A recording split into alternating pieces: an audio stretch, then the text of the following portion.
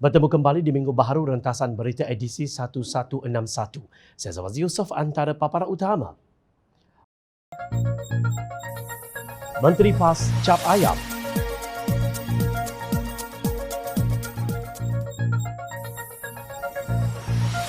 Perpaduan atau perebutan ghanimah.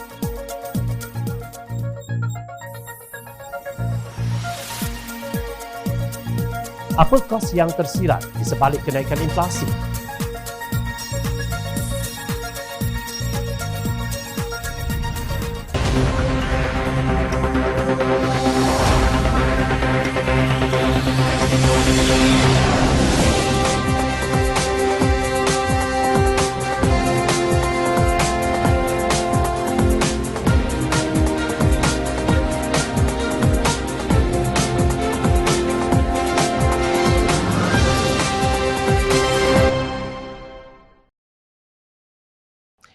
Assalamualaikum dan salam sejahtera. Kali ini label Menteri Cap Ayam digunakan oleh Timbalan Pengerusi Badan Perhubungan UMNO Negeri Johor, Datuk Nur Jazlan Mohamad terhadap parti rakan ta'awunnya sendiri di dalam kerajaan iaitu PAS. Saya ketawa terbahak-bahak bila baca statement baharu Presiden PAS merangkap Duta Khas ke Timur Tengah Tan Sri Abdul Hadi Awang minggu lalu.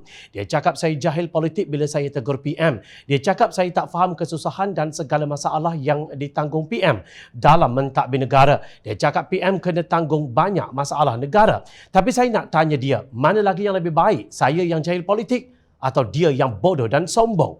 Bidasnya, dalam satu hantaran di Facebook, Nur Jazlan bersetuju realiti Perdana Menteri Datuk Seri Ismail Sabri Yaakob memang terpaksa memikul segala masalah dan isu negara kerana barisan menteri yang ada dalam kerajaan hari ini memang tak boleh harap. Apatah lagi menteri dan timbalan menteri yang dilantik daripada kalangan pemimpin PAS semuanya jenis menteri cap ayam, tegasnya. Nur Jazlan berkata demikian sebagai mengulas kenyataan Presiden PAS Tan Sri Abdul Hadi Awang yang berkata prestasi Ismail Sabri dan ahli kabinetnya berada pada landasan terbaik dalam menangani pandemik COVID-19 dan pelbagai isu serta cabaran yang mendatang. Katanya tak boleh dibebankan ke atas Ismail Sabri seorang kerana semua Perdana Menteri memerintah secara kolektif bersama Kabinet.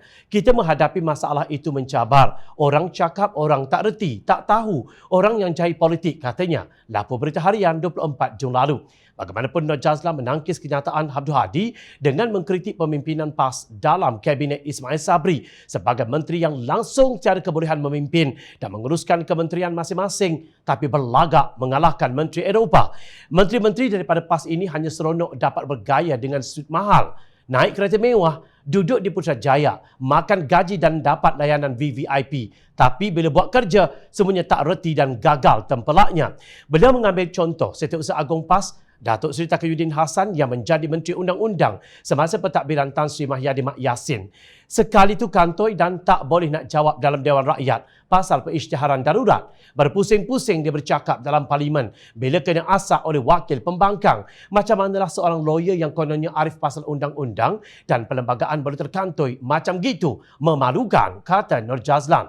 Beliau juga mengkritik Menteri Alam Sekitar dan Air Datuk Seri Tuan Ibrahim Tuan Man kerana mencadangkan rakyat Kelantan tak ada air hujan untuk kegunaan harian. Macam gitu saja level pemikiran menteri daripada PAS. Kesian kat rakyat. Mereka harapkan penyelesaian yang holistik daripada kerajaan negeri dan juga menteri. Sekali menteri bagi idea rubbish, ujarnya. Menurut Nur Jazlan, Menteri PAS terdiri daripada lebay dan guru-guru agama. Kepakaran mereka adalah dalam bidang keagamaan dan hukum hakam. Tapi masalahnya, Menteri Agama yang dilantik daripada wakil PAS juga ke laut. Katanya, beliau merujuk kepada pertelagahan antara Menteri Hal Ehwal Agama PAS, Datuk Idris Ahmad dengan Istana Selangor berhubung sambutan perayaan Bon Odori. Idris menyarankan umat Islam tidak menyertai festival Bon Odori di Shah Alam dan Pulau Pinang kerana dakwanya dipengaruhi unsur agama lain. Namun Sultan Johor bertitah jais jangan menyekat perayaan itu dan tidak melarang sesiapa pun yang mahu menyertainya. Dewan Ulama dan pimpinan PAS macam tak setuju dengan titah tuanku itu sebab mereka rasa mereka lebih alim dan lebih arif pasal hukum hakam agama. Menteri Agama PAS ingat tuanku sesuka hati keluarkan titah tanpa merujuk kepada pandangan para ulama. Mungkin Idris dan pimpinan PAS lupa bahawa Sultan Selangor merupakan pengerusi Majlis Kebangsaan bagi hal ehwal agama Islam. Pastinya baginda buat rujukan dahulu sebelum menitahkan sesuatu perkara. Itulah jadinya bila isu agama pun Menteri Agama PAS nak jadi modal politik sehingga umat keliru dan mengelirukan bidasnya. Nur Jazlan juga turut memperlekeh Timbalan Menteri Pembangunan Wanita, Keluarga dan Masyarakat Datuk Siti Zailah pada Februari lalu yang dikecam ramai selepas memberi petua kepada pasangan suami isteri untuk mengekalkan keharmonian rumah tangga. Suami boleh pukul lembut isteri untuk menegur. Bukan setakat Menteri PAS sahaja yang cap ayam, Duta Khas bertaraf Menteri pun lagi teruk. Duta Khas cap ayam kampung, sindirnya. Beliau mempertikaikan bagaimana Hadi dilantik menjadi Duta Khas Timur Tengah tetapi pejabat di negeri Pantai Timur. Pelik sungguh kan? Macam mana kita uruskan kerja-kerja sebagai duta, merangkap Duta Khas ke Timur Tengah? Semua duta lain buat kerja dan duduk di pejabat di negara-negara mereka yang ditugaskan. Tetapi Duta Khas yang seorang ini boleh pula duduk di Marang, ujarnya. Justru tidak hairan apabila mereka dikecam oleh rakan sendiri dalam muafakat nasional. Begitulah kualiti dan kredibiliti para menteri-menteri cap ayam daripada PAS sehingga menjadi beban batu besar kepada Perdana Menteri, katanya. Menurut Nur Jazlan, Menteri PAS yang tak reti buat kerja, tak cekap dan buat silap, tapi akhirnya kerajaan Perdana Menteri yang kena tanggung. Bagi saya, Menteri PAS dan Hadi lebih jahil politik berbanding saya. Tetapi mereka pandai memanipulasi semua benda untuk nampak mereka cerdik dan berwibawa. Sebab itulah saya sejak dulu lagi tak pernah percayakan pemimpin PAS ini. Mereka hanya tahu menangguk di air keruh dan sanggup mempergunakan sesiapa sahaja untuk kepentingan diri serta politik mereka. Tegas Nur Jazlan mengakhiri omelan panjangnya. Bukan Nur Jazlan sahaja yang ketawa terbahak-bahak mendengar cubaan Hadi mempertahankan Ismail Sabri. Rakyat Marhain pun turut tertawa. Tetapi rakyat tertawa kerana kejengkelan bukan kelucuan. Lantaran menjadi saksi kepada kepandiran mereka yang menyebabkan rakyat semakin derita. Dalam hubungan ini, bukan pimpinan PAS tidak pernah diberitahu natijah memberi tongkat kepada UMNO. Bukan ucapan terima kasih yang diterima, tetapi kata keji dan sindiran yang panjang. Bilakah kali terakhir kalian mendengar pimpinan PAS berkata Buy Muslim First atau BMF yang kini menjadi Buy Mercedes First? Timbalan Presiden PAS Datuk Seri Tuan Ibrahim Tuan Man berkata pihaknya menyerahkan kepada Perdana Menteri Datuk Seri Ismail Sabri Yaakob dan rakyat bagi menilai hasil prestasi kerja yang dilaksanakan. Menurutnya, Menteri dan Timbalan Menteri yang dipilih telah melaksanakan kerja mereka sebaik mungkin. Penilaian prestasi Menteri dinilai oleh Perdana Menteri, bukan orang luar yang tidak ada kena-mengena, yang ada kepentingan peribadi, kata Tuan Ibrahim di petik media. Beliau berkata demikian setelah dikecam sebagai Menteri Cak Ayam dan menjadi beban kepada Perdana Menteri oleh Timbalan Pengerusi Badan Perhubungan UMNO Negeri Johor, Datuk Nur Jazlan Mohamad. Demikian sabarnya pimpinan PAS dengan kerenah pemimpin UMNO demi menjaga perut menerusi jawatan Menteri, Timbalan Menteri dan kedudukan dalam syarikat berkaitan kerajaan GLC. Itulah ghanimah yang diperolehi mereka setelah bersekongkol dengan Tan Sri Mahyadi Mak Yassin, Datuk Seri Muhammad Azmin Ali dan Datuk Seri Ahmad Zaid Hamidi serta beberapa pimpinan politik Sabah dan Sarawak apabila mengkhianati mandat rakyat dan pilihan raya umum ke-14 lalu menerusi langkah Sheraton. Presiden UMNO dan gerombolannya kini mencemuh PAS pula. Anehnya, pada Mei lalu naib Presiden PAS Datuk Muhammad Amarni Abdullah masih sanggup melutut kepada UMNO meminta parti itu menilai semula pendiriannya berhubung kedudukan dalam Muafakat Nasional MN. Katanya PAS sentiasa terbuka untuk menjalin kerjasama politik dengan mana-mana parti termasuk UMNO pada pilihan raya umum ke-15 demi kepentingan bangsa dan negara. Kalau kita mahu khianat UMNO, kita dah tarik sokongan kepada UMNO. Bersatu juga tidak tarik sokongan kepada UMNO. Kita sanggup duduk bersama UMNO sebab demi penyatuan ummah. PAS juga memikirkan kepentingan ummah kerana mahu halang Pakatan Harapan PH menjadi kerajaan. Mengikut pengalaman sebelum ini, sudah perit 22 bulan dengan PH katanya. Sekejap, PAS keperitan selama 22 bulan ketika Pakatan Harapan mentadbir negara ini. Apakah keperitan PAS itu? Apakah kerugian yang ditanggung oleh Melayu dan Islam ketika itu? Adakah tindakan Kerajaan Pakatan Harapan menurunkan kadar cabutan judi daripada 22 kali kepada 8 kali setahun itu perit bagi PAS dan rugi bagi Melayu dan juga Islam? Justru kerana keperitan itu, Kerajaan Perikatan Nasional dan Barisan Nasional menaikkan kadar cabutan judi daripada 8 kali kepada 22 kali setahun bagi sport toto, Damacai, Magnum dan seumpamanya. Kerajaan PAS Kelantan maksudnya ada 66 kali cabutan di Semenanjung. Itu tidak termasuk lagi syarikat-syarikat di Sabah dan Sarawak, kata Naib Presiden Amanah yang juga Ahli Parlimen Pakatan Harapan Pokok Sena, Datuk Mahfuz Omar.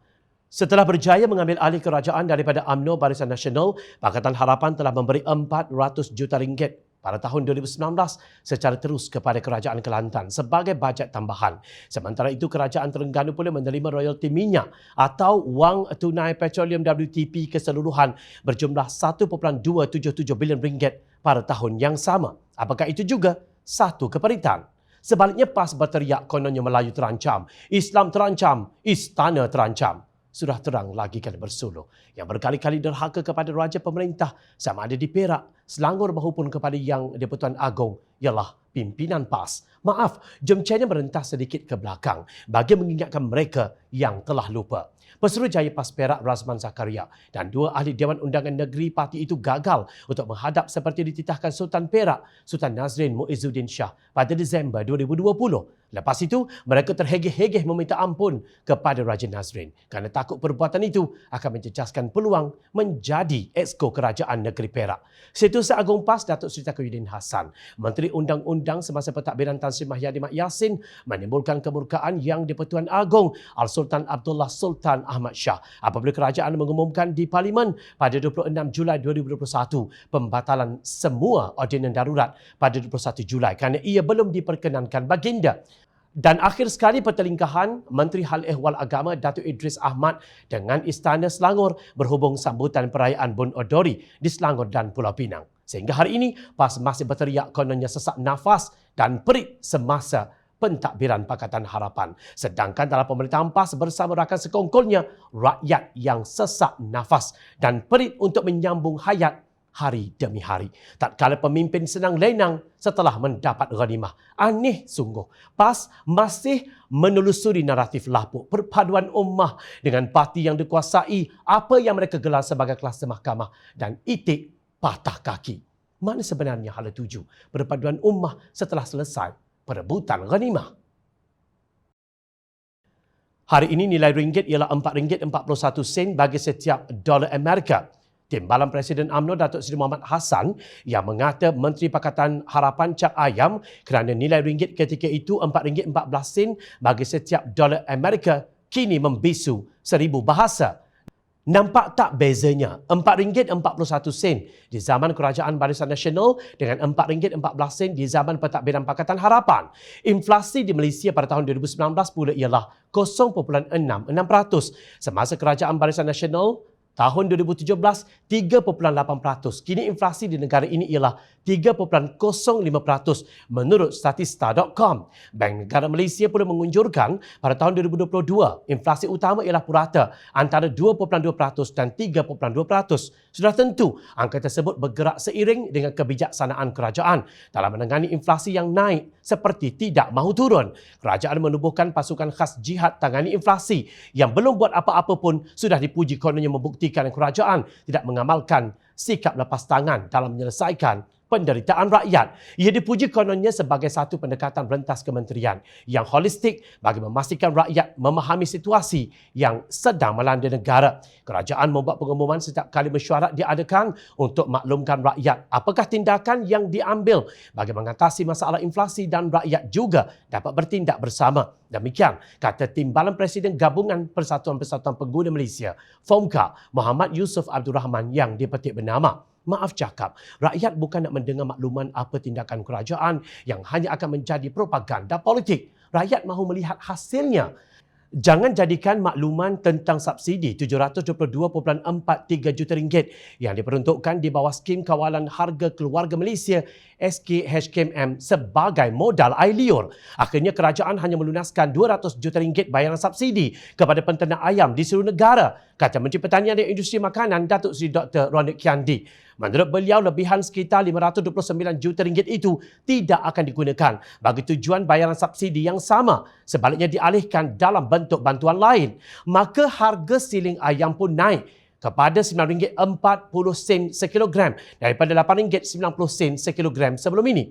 Katanya bekalan ayam sudah banyak sekarang, cuma pengguna tak mampu beli seperti dahulu. Itu cerita ayam yang menterinya merupakan anggota pasukan khas jihad tangani inflasi. Bagaimana dengan kementerian-kementerian lain yang tidak menjadi anggota pasukan itu? Bukankah mereka juga bertanggungjawab terhadap kenaikan kos? Sebagai contoh, Kementerian Pengangkutan dan Kementerian Pelancongan yang juga menjadi penggerak dalam penjana ekonomi untuk negara. Menurut laporan, pengusaha feri ke Pulau Pangkor, satu destinasi pelancongan di Perak, mengumumkan bahawa harga tiket feri ke pulau tersebut dinaikkan ke RM10 satu hala untuk dewasa dari Jeti Lumut atau Jeti Marina bermula 1 Julai 2022. Maka secara matematiknya, kadar tambang pergi balik dinaikkan kepada RM20 dewasa berbanding harga asal RM14. Ini menunjukkan kenaikan melebihi 40%. Tanpa sebarang perbincangan dengan pihak-pihak berkepentingan, pengusaha feri menaikkan kadar tambang ini dengan alasan mereka sudah lama beroperasi dalam kerugian, kata pengarah komunikasi Pemuda Amanah Negeri Perak Muhammad Iqmal Muhammad Iskandar dalam satu kenyataan. Menurut beliau, situasi ini sangat membimbangkan kerana ia bakal merencatkan kedatangan pelancong ke Pangkor. Ini diburukkan lagi dengan perkhidmatan penerbangan ke Pangkor dari Subang juga sudah dihentikan hingga ke bulan Oktober 2022 katanya.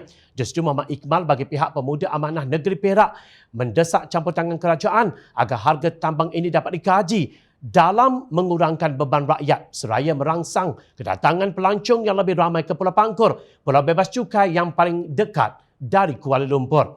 Harga makanan di Pulau Pangkor juga pasti akan turun naik. Kenaikan harga makanan merupakan masalah yang berangkai yang kompleks melibatkan harga barangan dan perkhidmatan yang nampak seperti tiada kaitan. Ini kerana semua makhluk dan tumbuh-tumbuhan memerlukan makanan. Bagi manusia untuk mendapatkan makanan, mereka memerlukan kuasa untuk memilikinya, menerusi pembelian dengan wang mereka. Jika wang sedikit, maka timbul tuntutan untuk mendapatkan wang yang lebih. Pekerja menuntut gaji mereka dinaikkan. Ini berlaku di negara ini. Majikan walaupun bukan untuk perkhidmatan berasaskan makanan, jika mahu menaikkan gaji pekerja, terpaksa menaikkan harga produk kerana tidak mampu menanggung kerugian akibat pertambahan dalam kos operasi. Justru jika ditubuhkan pasukan khas jihad tangani inflasi, tetapi anggota yang memegang kuasa itu membuat keputusan adalah muka lama yang gagal. Jangan salahkan rakyat yang hilang kepercayaan kepada anda. Rakyat tak mahu mendengar berita palsu. Ingat, rakyat sentiasa memerhati. Teruskan bersama kami di Jom Channel dan layari portal jomchannel.net untuk mendapatkan berita politik tanah air. Saya Zamazi Yusof, terima kasih. Assalamualaikum dan salam sejahtera.